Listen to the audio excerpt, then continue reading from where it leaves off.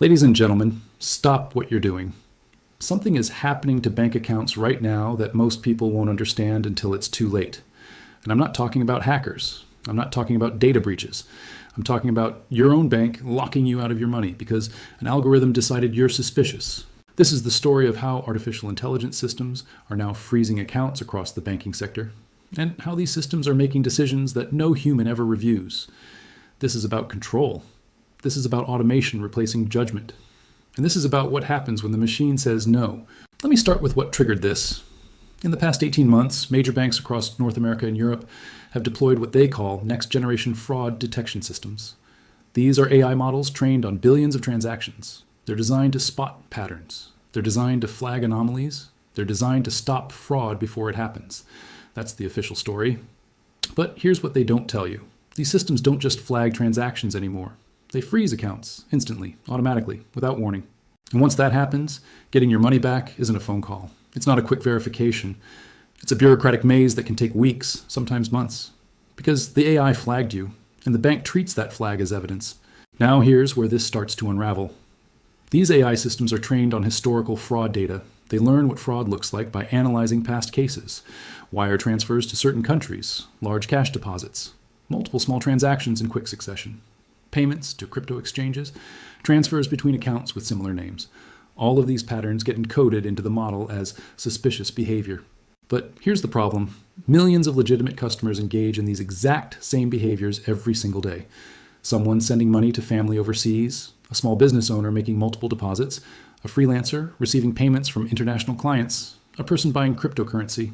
None of these are illegal. None of these are fraud. But to the AI, they look identical to the patterns it was trained to stop. And once the system flags you, the freeze is automatic. There's no human review before it happens. There's no phone call asking if this was really you. There's just a locked account and a message telling you to contact customer service.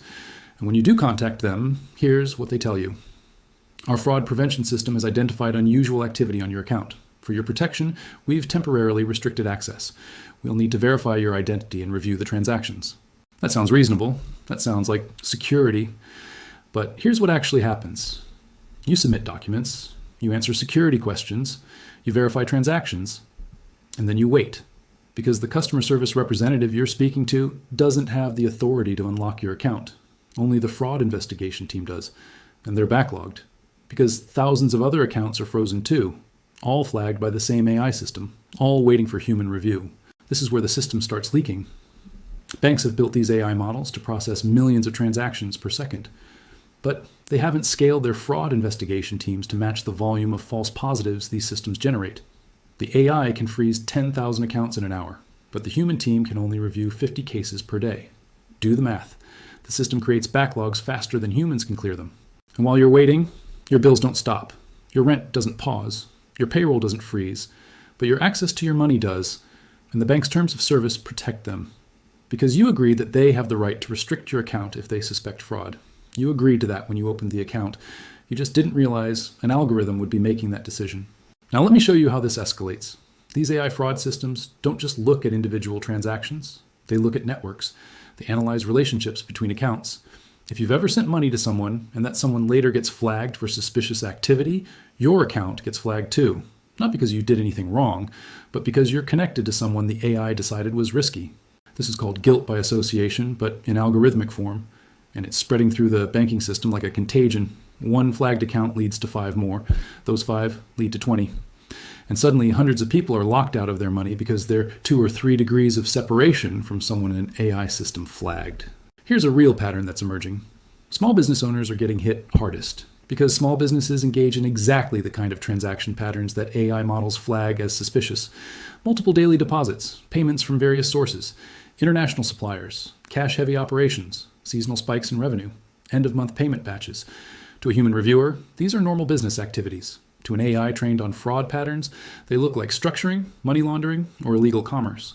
And when a business account gets frozen, it's not just an inconvenience, it's an existential threat. Payroll can't be processed, suppliers can't be paid, the business stops functioning, and the owner is told to wait for the investigation, wait for the review, wait for someone to manually verify what the AI automatically decided. But here's what makes this even more dangerous. These AI systems are learning in real time. They're adaptive models, Every time a fraud case is confirmed, the system updates its parameters.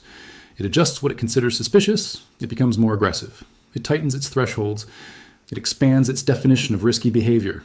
And because false positives aren't tracked the same way true positives are, because innocent accounts that get unfrozen don't feed back into the training data, the same way confirmed fraud does, the system doesn't learn to be more cautious.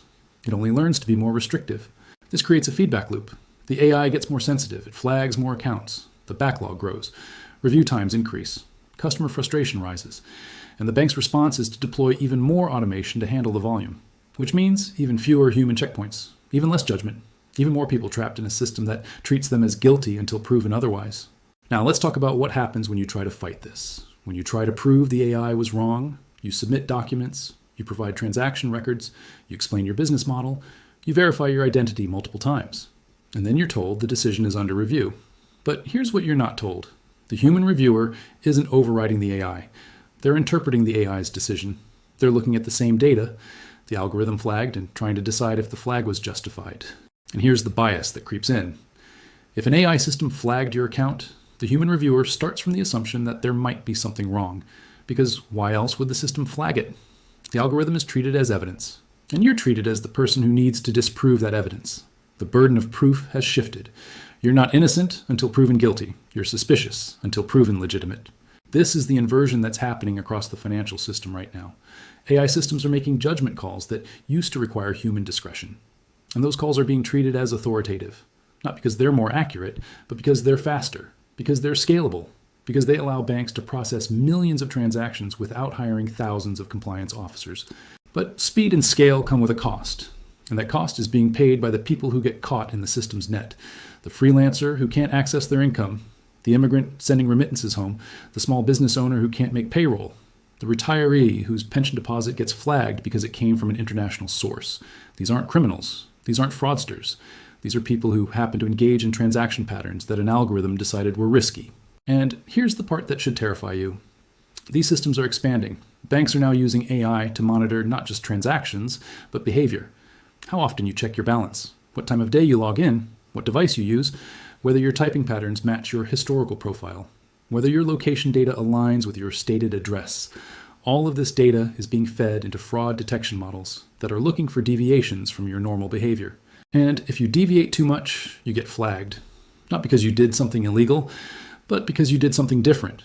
You logged in from a new device. You checked your balance more frequently than usual. You accessed your account while traveling.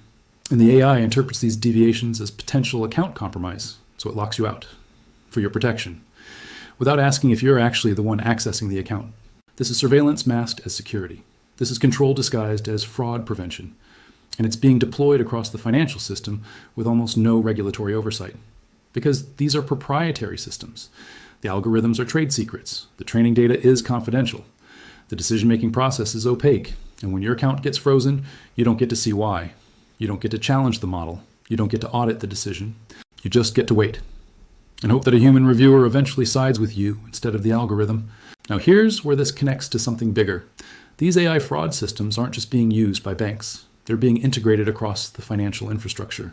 Payment processors are using them, credit card companies are using them, digital wallets are using them, cryptocurrency exchanges are using them, and they're all sharing data. Your transaction history at one institution feeds into the risk models at another. Your behavior at your bank influences your credit score. Your spending patterns affect your insurance premiums.